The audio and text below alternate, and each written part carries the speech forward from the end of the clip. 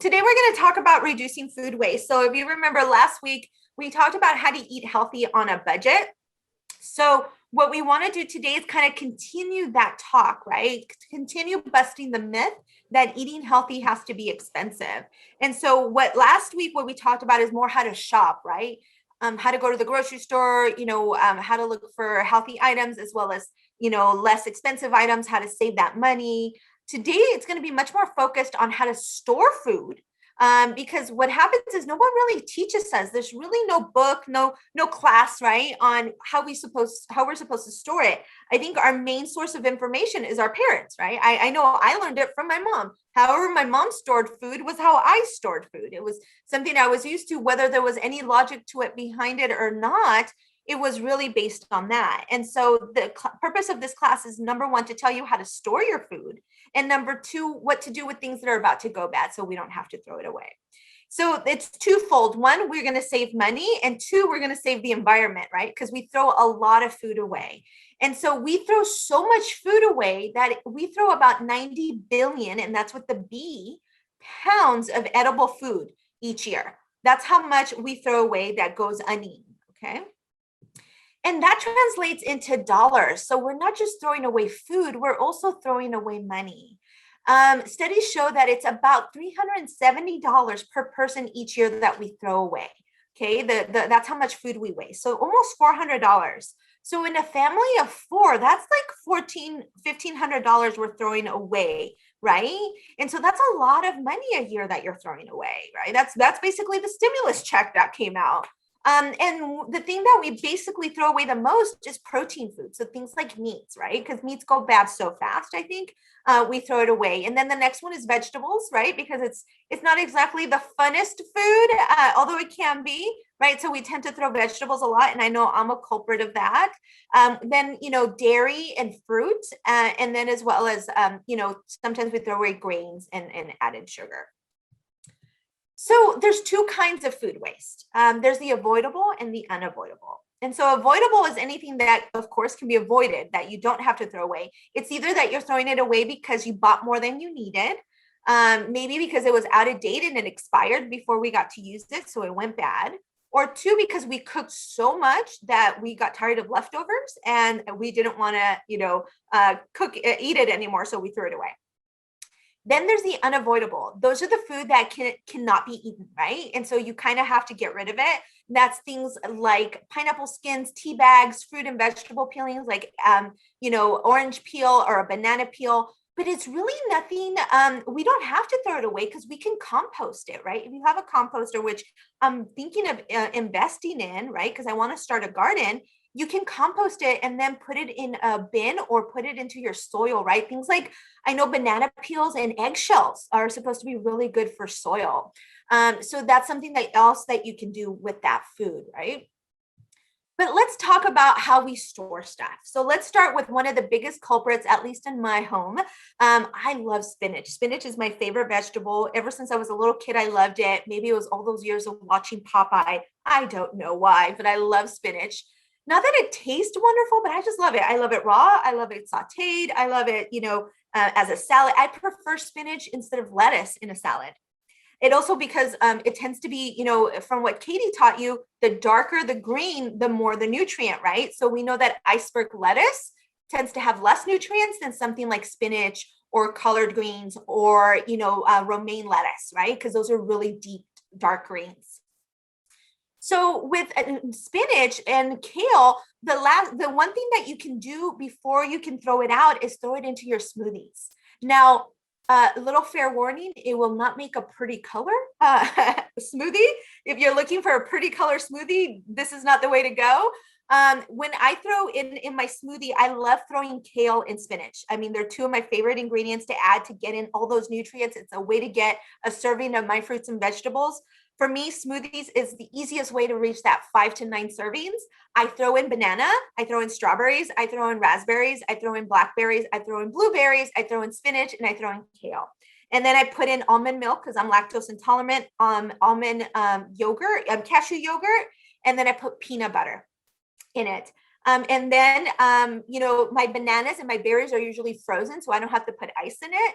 And that's my smoothie. Now, Katie has seen my smoothie, and I think she mentioned it looked like cement because you get the purple from the berries and then the green, and it ends up giving you like this weird gray purple kind of cementy looking color. So again, not very pretty, but super healthy. So it's a great way to get those leafy greens that are about to go bad, right? Throw them in that smoothie. You can also put them in the freezer. I've frozen my spinach and my kale before, right? With kale, you can make kale chips. I got an air fryer, just spray it with a little bit of oil. I got some spray cans for my oil, some glass containers, and it's a great way to make kale chips. So for this, you want it refrigerated, and you're going to take your cue from the grocery store. How are things stored in the grocery store, or how you're going to want to store them at home? So for example, at the grocery store, leafy greens are in those bins where it's a little cooler, right, on the edges, and then they get misted all the time, right? They get mist and they're kind of wet. And that's because leafy greens, vegetables love humidity, right? They want that humidity, they want to be moist. And so you want to make sure that you keep it that way. And the first thing I do when I buy lettuce and when I buy spinach or kale, I get it home and I wet a paper towel. I get it a little wet and I fold it and I put it into the bag with the leafy green, right? So I'm storing it with this damp cloth in this container, and then I seal the bag up again. And then I put it in the vegetable drawer of the refrigerator. So now's a great time to pay attention to those drawers. They're labeled that way for a reason. Mine happen to have a little slider knob where it says fruit or vegetable, which means low humidity and high humidity. And so vegetables, as I mentioned, love humidity. Fruits hate it, right? So use your bins accordingly. So every time you're going to buy leafy greens, you're going to put that damp cloth to give it that humidity. You can also put them in, if you get the spinach with the long stems, you can put it in a cup of water. Like if they were flowers, I do that with cilantro. I do that with asparagus. And then you want to cover bitter lettuces like endive, because the more they're exposed to light, the more bitter they're going to get. So then we have bananas, and I told you what I do. So my go-to for bananas that are ripe, so they start getting brown, and the good thing is that with fruits, the browner, the more riper, the sweeter they get, right? And I think for me, it's more of a consistency issue. I don't like the mushiness. But what I do is I peel my bananas and then break them in half and freeze them. And they're perfect for my smoothies because I don't like adding ice to my smoothies because it waters down the flavor. So I'd rather put in frozen, the frozen food instead. My sister, on the other hand, loves ripe bananas, and she makes banana bread. She loves making banana bread. It's like her favorite thing. And she'll be like, you do have ripe bananas? And then I give her my ripe bananas. So that's a great way to use bananas that are about to go bad. But the number one tip I can give you with bananas is how you buy them. We tend to buy them in bunches, right? We get a whole bunch and we grab the bunch and we put it in our grocery bag, and then we go our little way. The problem is that when you're deciding what bunch to get, I'm sure you're wondering, do I get that green one? Do I get that green yellow one? Do I get the ripe ones, right? And it's a preference. But why not get all three, right? Why not get two green ones, two yellow green ones, and two yellow ones, right?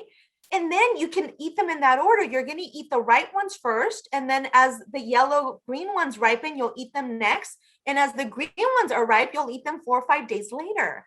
It's okay. You can break it up, right? I'm sure maybe the produce manager might give you some side eye, but be like, why is that lady splitting up the bananas? But that's okay, right? And so I think we got so accustomed to buying in bunches that we don't buy them in sections like that as to how they're going to ripen on the counter when we get home. So that's the number one clue I can tell you to make sure your bananas don't go too ripe. So for these, you don't have to refrigerate them. They're on the counter. If you do refrigerate them, fair warning, the skin will get brown, even though the inside of the banana will be fine. It's the change in temperature that does that.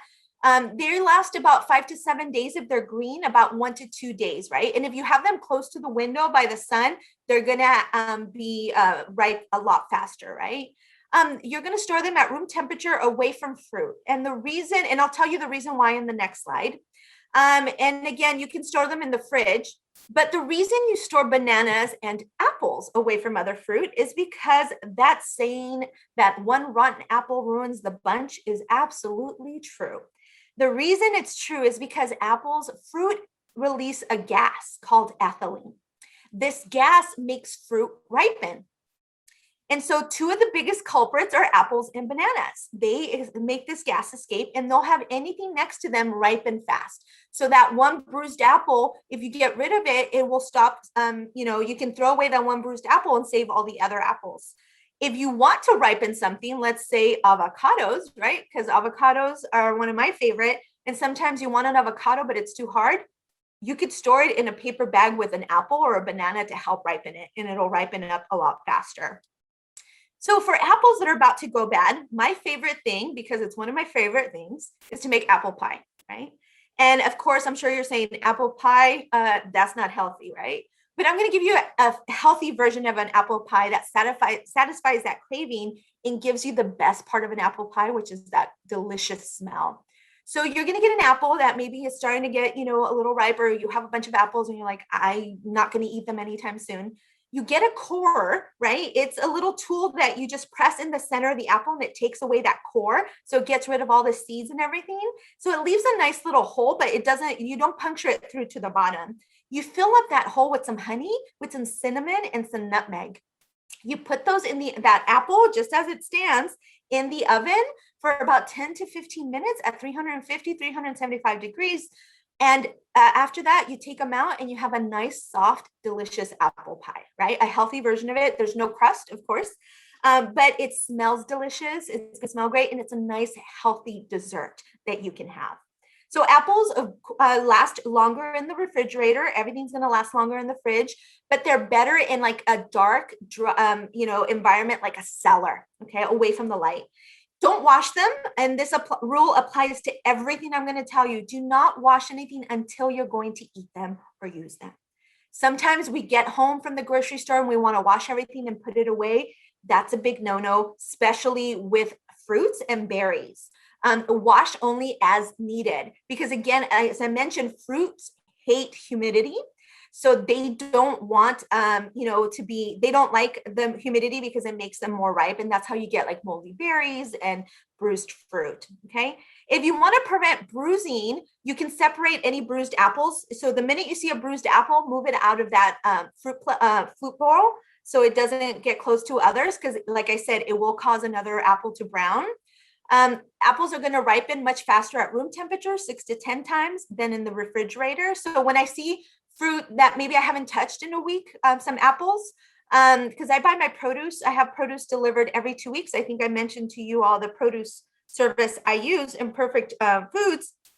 So about a week, if I see too many, I'll put them in the refrigerator and of course in the fruit drawer to make sure, it's getting the right amount of humidity.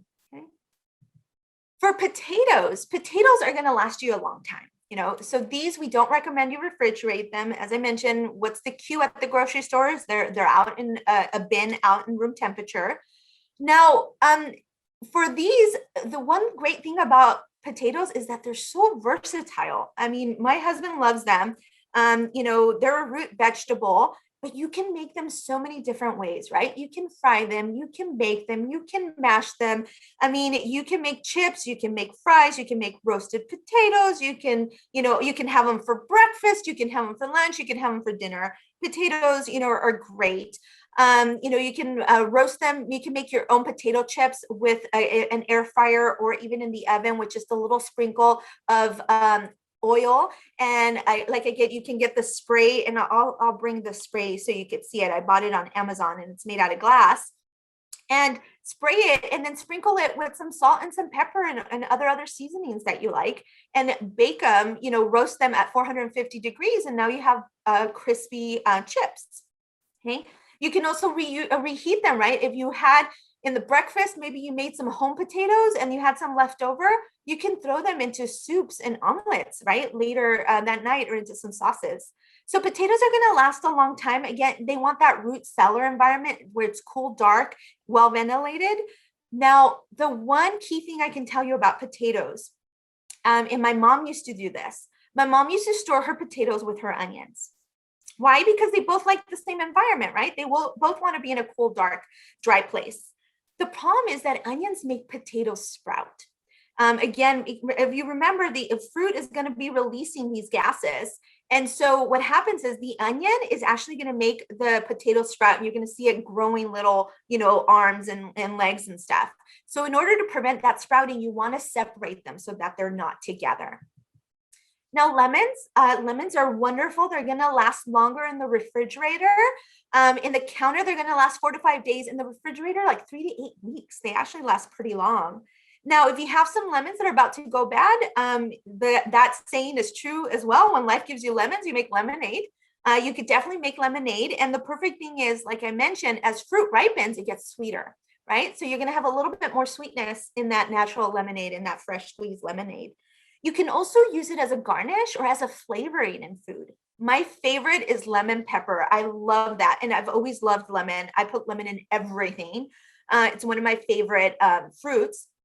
And I love putting it on salmon. Lemon pepper is my favorite. We slice some lemons and you put it on top of the salmon, put some lemon pepper seasoning, put the aluminum foil on and put it in the oven. It comes out delicious. I love it with chicken too. I actually cut lemons and stuff it inside a whole chicken to give it a nice flavor. You can also use the zest, right? So you can grate the skin and add flavor to some dishes as well. So again, here you want it in that low humidity crisper. It'll say fruit or low humidity. Do not put any fruits or vegetables in a plastic bag. Once you get them home from the grocery store, take them out of that bag. Again, because if you leave them in the bag, you're going to trap that gas and they're going to ripen a lot faster. If you happen to have a lemon tree like my parents, don't cut all the fruit, right? My dad would go out and cut, like, for the whole week, he'd cut the lemons, right? But what happens is the minute you cut them, they're going to start ripening, and they actually last a lot longer if you leave them on the tree. So if you have a tree, I would just go to your tree and get them as you need them, right? So for berries, this is another one of those things that, again, berries do not want humidity. You don't want them to get wet. So do not wash them until you're going to use them, and only wash what you're going to eat. So berries, they're expensive and they have a lot of great antioxidants. As I mentioned, I love using them in my smoothies. And if they're about to go bad, I freeze them. So if you look in my freezer right now, I have tons of bags with bananas. And the bananas are all brown and mushy. And then I have tons of bags with strawberries, blueberries, raspberries, and blackberries, and some spinach and kale in there too. So that's usually the food that's in there, along with some frozen meat. And so, because that's the minute I see that they're about to be, go bad, that's what I do. I freeze it. But they're really great in smoothies. I love putting sliced berries and sliced strawberries and bananas in my cereal. When I need some quick pick me up, in my overnight oats, in my oatmeal, in yogurt. You can add them to so many different things. And sometimes I'll just cut up some fruit and some berries and have that as a snack. Raspberries, blackberries, and strawberries are going to go bad faster, about 2 to 3 days, and blueberries are going to last you the longest at about 10 days. So again, do not wash them until they're ready to use. For these, we want you to keep them in their original container. They come in those plastic containers and they have little holes in them. The reason for them to have holes is because that way it gets rid of that moisture, it doesn't trap it, and it doesn't trap that gas. So you can put them in, I have them in the shelf in the refrigerator by itself. And so that's where you can keep them. You can keep the green caps on a strawberry too, makes them last a little longer. Grapes are very similar, right? Grapes, do not wash them until you're going to eat them, and don't wash the whole bunch unless you're going to eat the whole bunch. I'd rather you pluck the grapes and just wash those that you need.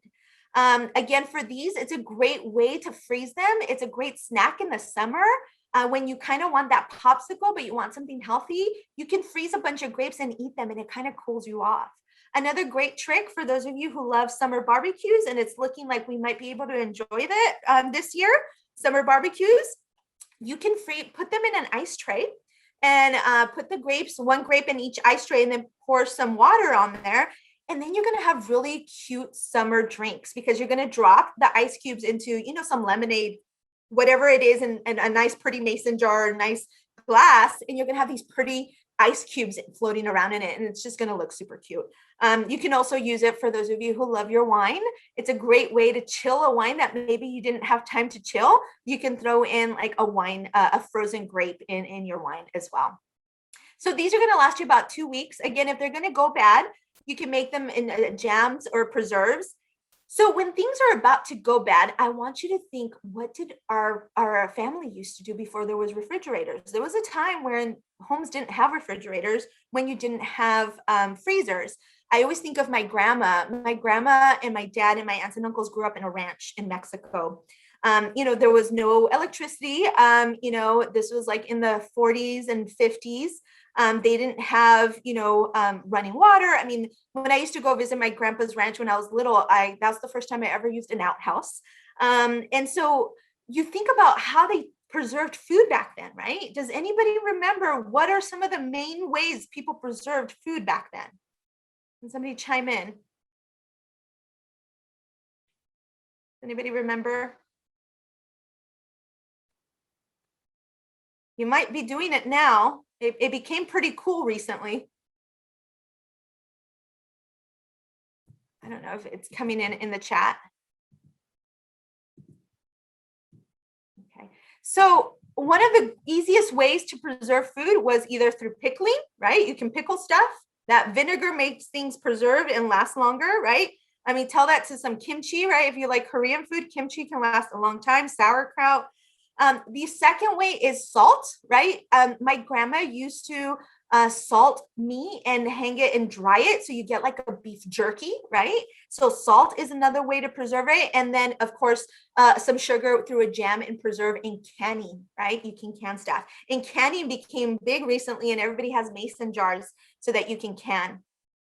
Now, for grapes, we want you to keep them in the stem as long as possible. In paper or breathable bag. You can put that in the shelf in the refrigerator. Okay. Okay, tomatoes. So this is one of the ones I got into a nice little debate with my mom about. My mom loves to put tomatoes in the refrigerator, and that's what I used to do until I found out that is not the best place for them. Again, if you think about the grocery store, tomatoes are out in the counters in the bins out at room temperature. The reason for that is that when you refrigerate tomatoes and they're at a high temperature, it actually changes the flavor. You want your tomatoes to be kind of sweet, right? It gives it that nice flavor. When you refrigerate them, it actually loses some sweetness and makes them more acidic, a little bit more tart. Right? And maybe you like that flavor. Now, if you cut into a tomato, like the picture on the left, then yes, refrigerate it. Do not leave it out because it will go bad and it will get moldy. Now, tomatoes last about 3 days at room temperature, 2 to 3 days longer in the refrigerator. And again, for tomatoes, do not wash them until you need that and you're going to use them. And make sure they're sitting like that picture with the stem up. If you put them sideways or upside down, then they're going to bruise a lot more easily. For milk, milk is one of those things that can go past its date on the carton. You don't have to toss it out if it's past that date. Luckily, with milk, you could smell it. I mean, I'm sure we all drank milk that was past its date and was not good and had that horrible experience. I'm sure I'm not the only one. It's pretty gross. Or you could smell it. But the sour milk can actually still be used. You still don't have to throw it away if you had sour milk. You could use it in your baked goods, right? As in place of milk or buttermilk. That's literally what buttermilk is, right? It's like that sour milk, and it's going to give them this great texture. They're going to last about a week beyond that sell-by date. You can also freeze your milk. Now, here's one thing. In the refrigerators, I don't know why. I don't know if they're in cahoots with the milk industry, but a lot of refrigerators have a milk section on the door. We do not want you to store your milk on the door. Your door gets warm often because when you open it, it gets exposed to room temperature air, whereas the back of the refrigerator stays cooler a lot longer. You want to keep your milk cool at all times. So you want it in the cool part of the refrigerator. You do not want it on the door. So that's the one clue about how you can store your milk. Make sure it's in a shelf, and mine's it's towards the back of the fridge. Yogurt is the same way. It can go past that expiration date. You just go by taste. If it seems a little off, just don't eat it. You can use it in baked goods if it seems like it's a little off, like buttermilk. Since you're buying plain yogurt with no fruit and no sugar and no flavor, right? Because that's what Katie recommended. You add your own sugar, your own fruit. You can also use a do-it-yourself mask. You can make a treatment, right? You can mix it with oats and then put it on your face so it can soothe some redness or sunburns. You can even add a little bit of sugar and it becomes an exfoliator. You can put it on your lips and it becomes a lip exfoliator. And then if you have some cucumbers, you can dice them up, put it on for those puffy eyes, and boom, instead of throwing away food, you gave yourself a nice little spa treatment. Now, again, you want to keep this in the container in the refrigerator. It's going to last you about 2 to 3 weeks if it's not open, and about 10 days after you opened it. Now, eggs, those are one of the other things that usually refrigerator doors have, like little egg containers. Do not store your eggs on the door. They need to be cold. Well, make sure they're in the cold part of the refrigerator. Now for eggs, sometimes it's hard to tell if they're good or bad, right? And these are another one that go beyond those expiration dates. So there's a test called the float test. So what you do is you get a bowl of water and you put the egg in it, you place it. If the egg floats, it's bad. If it sinks, they're good, right? So you don't want it, and that's a way to tell if it's bad. So floating, bad, sinking is good. So if you have a lot of eggs and you don't plan on cooking them, you can hard boil them and then save them for later. They're going to last a little longer, for like about a week. After you hard boil them, you can put hard boiled eggs into salads, into soups, and so many different things. You can make potato salad with eggs. You can make egg salad. I love making avocado toast. And so I mash up a hard-boiled egg with avocado and then put it on toast. That's another great way. Plus, you can make omelets, you can make frittatas, you can make so many different things with eggs. So eggs are going to last about 3 to 5 weeks after that sell-by date. So like I mentioned, they last a long time. If you put them in the freezer, they're going to last about a month. If they're hard-boiled, about a week in the fridge. So again, you want them in the cold part of the fridge, not in the door. For peanut butter, this one, I love peanut butter and I hate cold peanut butter that doesn't spread and rips my bread. I like mine in the pantry. It's gonna have a really long shelf life. Again, peanut butter never goes bad in my home because I love it. My husband loves it. My dog loves it. It's how I get my dog to eat his medicine. I trick him with a spoonful of peanut butter with the pill hiding in it. And so peanut butter is going to last a long time. It's going to last 6 months if you don't open it, and about 3 months if it's open.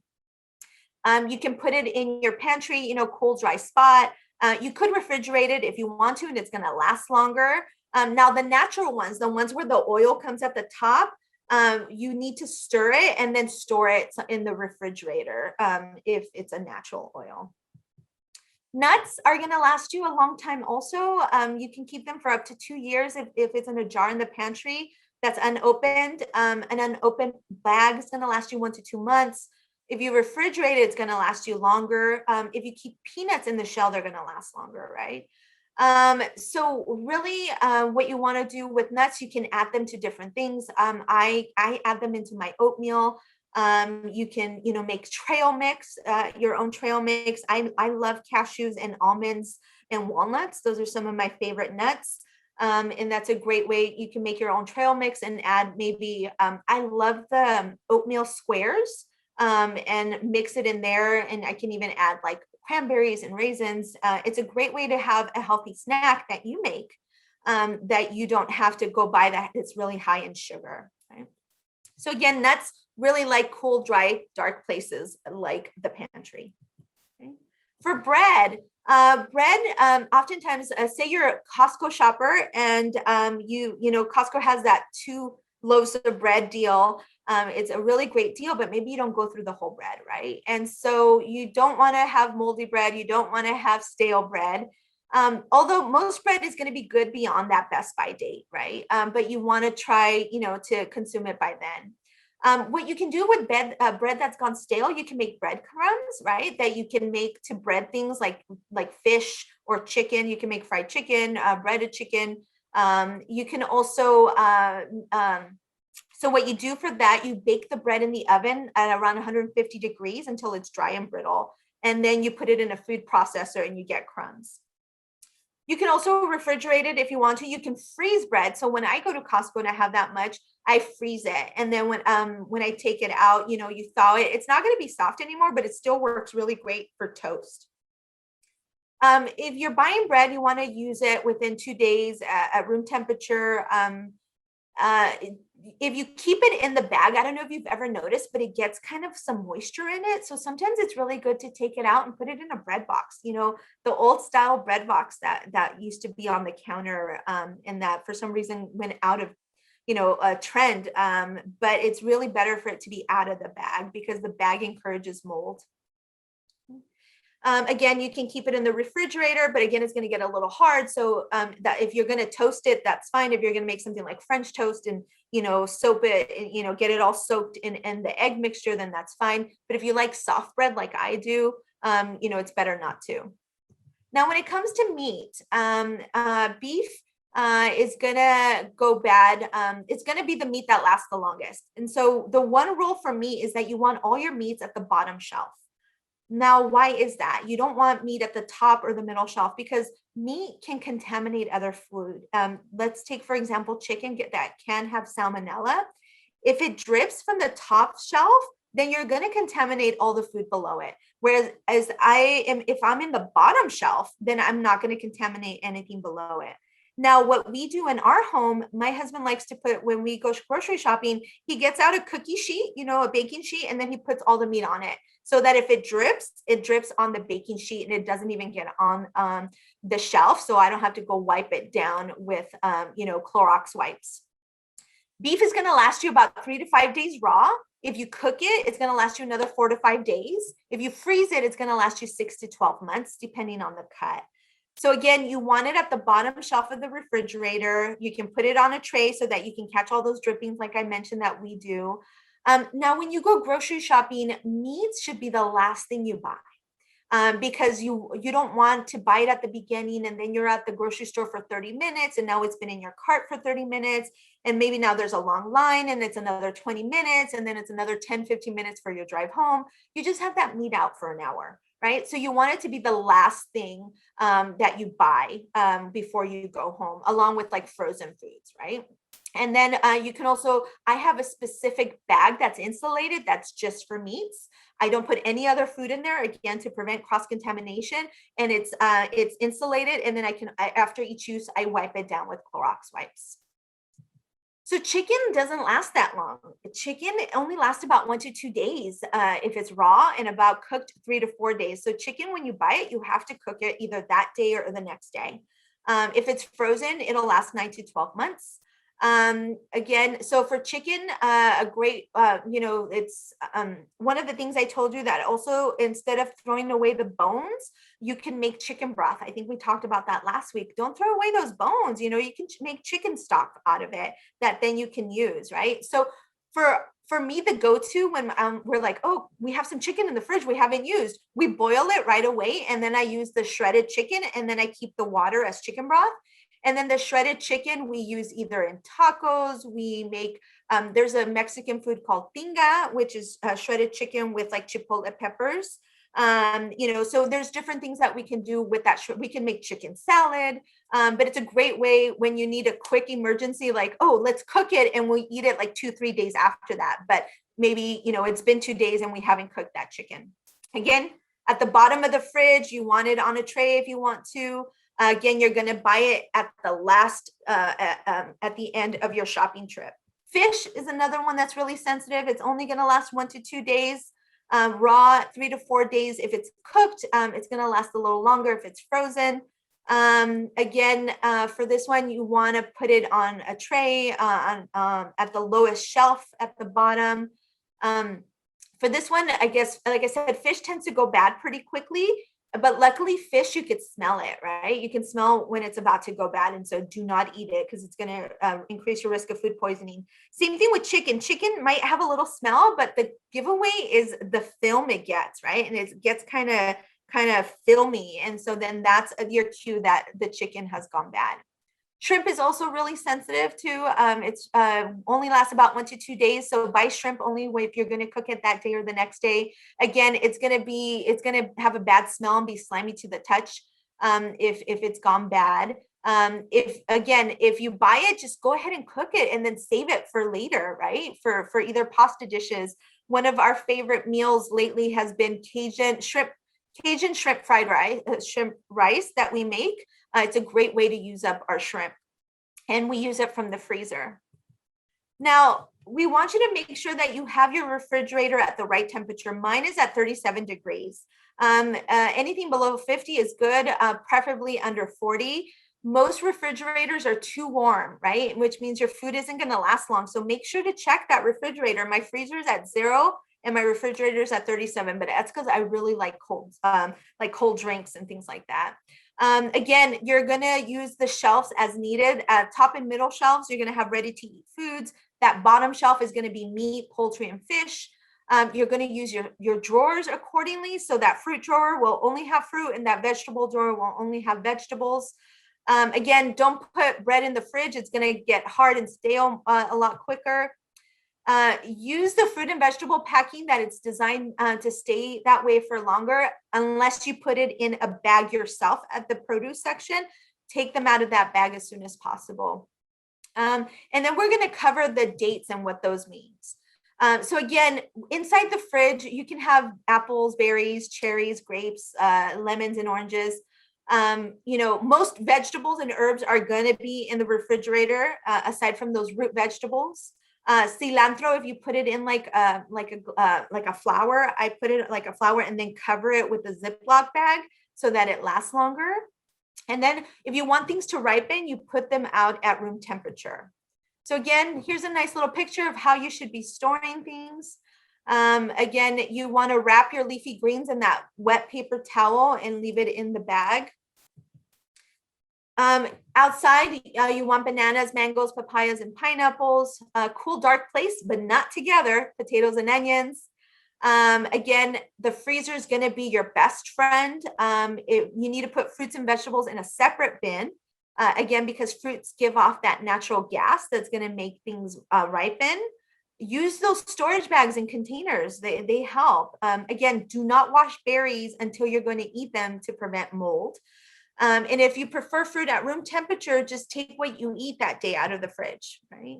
So you can keep all of these, lemons, peaches, hard squash, all of these, you can keep them on the counter.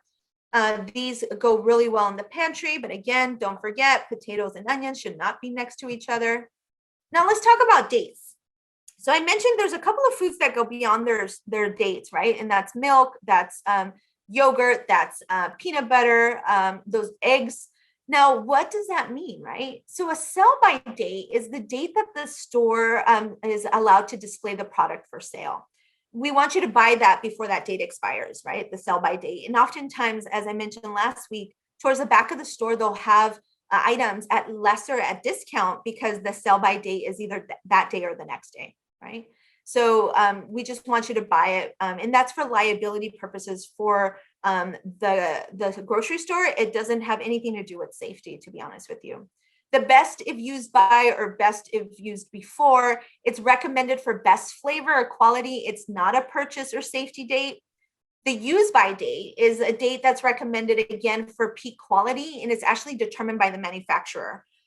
So it really has nothing to do with safety. So product dates don't always pertain to home storage and use after purchase, really. It doesn't have anything to do with when you get it home. Use by dates, as I mentioned, have to do with quality, but it's based on what the manufacturer said. So it really has nothing to do with safety. It doesn't mean it's bad. That they're just telling you, we don't promise you it'll be at peak quality at that point. Now, even if the date expires when you have it at home, the product is probably safe and is still good quality if you handle it properly. Again, but that doesn't apply to things like meat. So don't go based on that. Just be safe, because meat tends to have a lot of food poisoning. Here's some resources. It's called Save the Food, thinkeatsave.org. And then the USDA has some things on food waste. And then I'm going to give you a couple of tips as well. Okay. So this little apple, you can see it has these little holes right here and at the bottom. And I can't open it because I have it on there tight, but there's like a little, oh, here it is. So if I open it, you see it has these little granules and it's carbon. And so what it does, it absorbs that gas from the fruit. And so I think it's, did one of you put it in the chat for everybody? Thank you. I bought them on Amazon. It's like $11 for 2 apples. They last like 3 months. I throw this baby in with my fruit bowl so that it absorbs that gas to help them not ripen so fast. I also have one in my vegetable and in my fruit bin in the refrigerator. So it's a really nice little trick to make food last longer. Like I said, it's it's $11. I don't know, Mireya, is it still $11? I hope, sometimes prices fluctuate on Amazon, but two come and they last like 3 months. So they last a long time. And then the other trick too, that Katie, I think, has mentioned before is the Food Keeper app. The Food Keeper app is a great little app. It's got a green icon and the letters FK on it. So this is what it looks like when you open it on the page. Trying to not get the sun in it. So can somebody spotlight me so it shows up a little bigger? So this is the Food Keeper app. And so if you notice, it has like different things, like it'll have dairy, it'll have chicken. And if I click, let's see, I'm going to click on poultry and I'm going to put fresh on there. Put it a little closer so we could see because of the glare. So if you can see, it says chicken whole and it says timelines and cooking. There you go. So here it tells me for freshness that chicken is only going to last 1 to 2 days. And then I can click add to calendar and it will add it and it'll warn me when my chicken's about to go bad. If I put it in the freezer, it says it's going to be good for 12 months and I can hit add calendar and it'll remind me like, hey, your chicken's about to go bad. Like you need to eat it. And it'll do it with a lot of things. Like I can even do it with condiments. So let's see, honey's a good one because honey never goes bad. Let's see what happens. Says that honey's 2 years in the pantry. And that's it. It says that. But technically, honey is the only food that never goes bad. They found like honey like in Roman ruins that was still good. Again, not fake honey, not with all those preservatives, like natural honey. But let's look at ketchup. It says here for ketchup that it's good 1 year in the pantry and 6 years if 6 months if I have it in the fridge, right? And I could hit add calendar and it'll open up my calendar. Okay, and then here, see how it says ketchup? It'll say on there, it says March, what is it? March 27th. And I can add it and then it'll remind me that that's when I had, by 2022, I need to eat that ketchup. Yeah. You see that? It'll add it to my calendar 1 year from today. Yeah. One thing to keep in mind when you use that app is don't overwhelm yourself, right? Try to use it and focus on the products that you catch yourself throwing out so that way you have better, keep better track. You don't want to go and start using, putting everything in this app because then you're going to basically say, you know what, this is too much. I'm not going to use it at all. So just use it and try to track those things that you catch yourself throwing out. Yeah, for me, the meats are really a huge deal. Like I'll see, like I'll forget, like, oh, how good is pork? Like it's been in the fridge for 3 years. Is it still safe? And I'll punch it in so it gives me, and I'll say, yeah, it's still good. It's a like if you have time when you grocery shop to put in, like Katie said, all the food that goes bad, like meat or poultry and fish. For me, leafy greens are sometimes the culprits that I let go bad. Because I'll have them in there. The reason why is because I'm the only one who eats them. My husband does not like leafy greens. So it's hard when it's food that only I eat. Or I'll buy something special like Brussels sprouts and we don't cook them that often. So we forget and I'll put that in the app. But it's a nice little reminder. It's a nice little trick that you can do to make sure that you use your food before it goes bad. Because oftentimes it's not until we buy new groceries and we're trying to make room in the fridge that we're like, oh, this is bad. Oh, look at this. And you start cleaning out your fridge.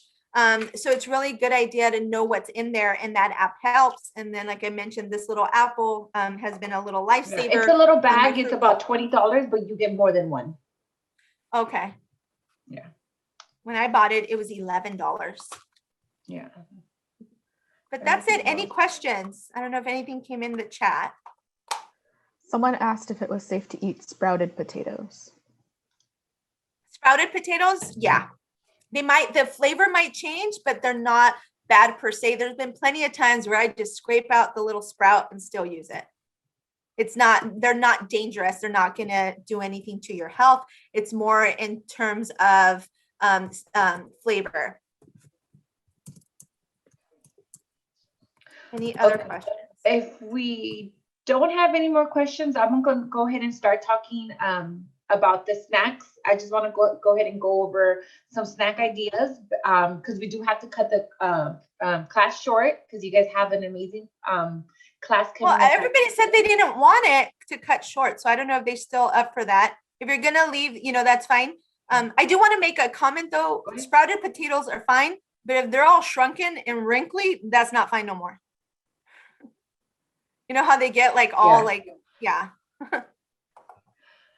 Okay, so moving forward, today's recipe, I went ahead and sent you guys different ideas of snack options that you could have available at home.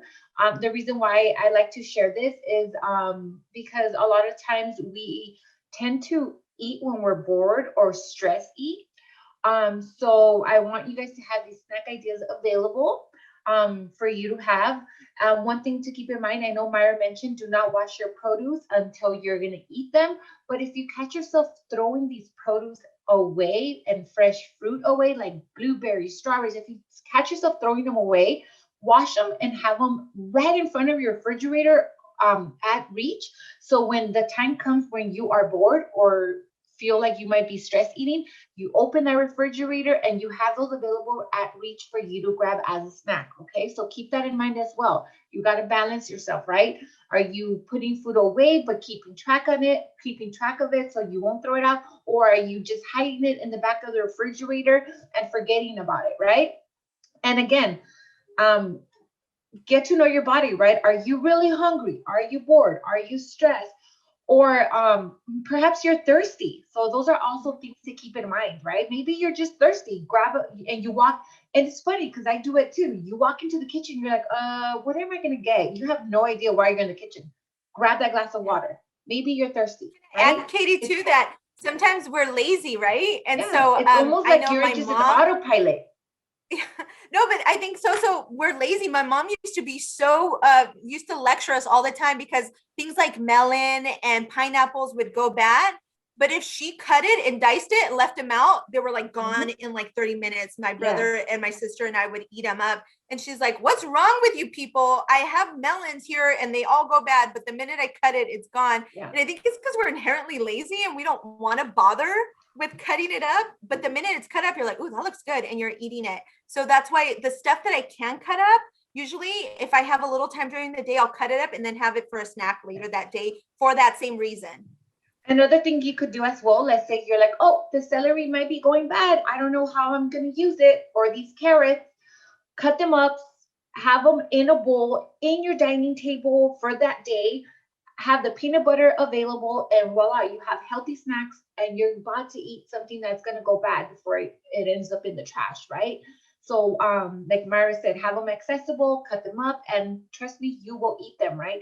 You perhaps never eat celery with peanut butter or apple with peanut butter, but if you have it there available for the day visually, you're gonna have it as a snack.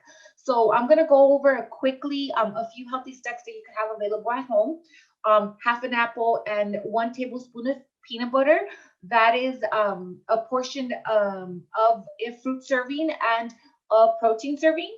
If the apple is small and it's more like a medium size, you could actually have the entire apple. But if the apple is on the larger side, you want to do half. You could have carrot sticks and make your own dip at home. So, right, we love ranch dressing, but ranch dressing is packed with tons of unhealthy calories.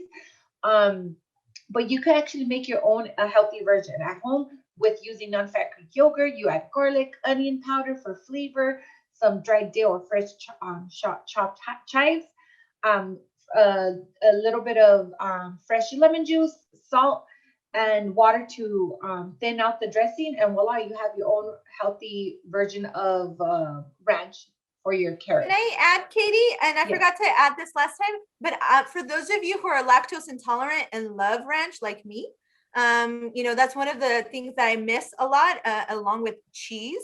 I was able to buy a seasoning that I can use so that I make my own ranch with dairy-free options. I'm going to look it up. I bought it on Amazon as well, as recommended by a friend that's a vegan. And it actually tasted really good. So let me see if I can find it, but go ahead. And could you share it in the chat? Okay, so then again, keep in mind that a good serving size for peanut butter. You could use 2 tablespoons. That would be 1 serving of protein. If it's a snack, you want to just do 1. That is the size of a ping pong ball. Another option for a healthy snack would be a 1/4 cup of almonds, cashews, or pistachio, or mixed nuts. Obviously, you're probably not going to be using a measuring cup to grab these nuts. So what I recommend you do is have them already individually packed, so you can have them available in your pantry. So when you walk into the kitchen when you're bored and you don't know why you was there, you open the pantry, you have these available for you to grab as a snack. If you don't have a measuring cup, though, what you could do is just use your hand, and whatever nuts fit in your hand, a handful, that's a perfect serving size for a snack. Okay, because they are high in calorie, but they're very nutritious. You could also do. I added popcorn. it, Katie, to the mix, to the chat. And so you just mix it with a mayonnaise, and it even comes with a mayonnaise and lemon, and you create your own ranch. Okay, there you go. But that is higher in calories because you're using mayonnaise. So my version, if you're not lactose intolerant, is way better because you're using dairy, which has lots of calcium and it's packed with protein. Yeah, and if you wanted a healthier version, because that's the recipe that comes with it, you can use dairy-free yogurt. Like my cashew yogurt, you can use the cashew yogurt and then mix that in. See, it can be healthy too, Katie. So another healthy snack that we don't utilize as much, or I never really do, but it's actually very good, is popcorn. Okay, so popcorn is part of the grains, so you could make your own individual little size popcorn bags and also have that as a snack. You can also bake your own tortilla chips and make your own salsa. You could use make your own pineapple pico de gallo salsa, or you could even do it with mango, and it's very delicious as well. Okay, so those are some tips and ideas of snacks that you can have available. Another healthy option would be carrot sticks with hummus. If you don't want to do the ranch, you have hummus packed with tons of protein, and it's very nutritious as well. So again, it's very important for us to have these snacks available at reach, so that way when you're walking into the kitchen and you're bored or you're stress eating, you're making at least healthier choices. A lot of times we focus on making our meals healthy, and then we tend to grab a bag of chips or grab cookies. So those are things you want to avoid by having these accessible.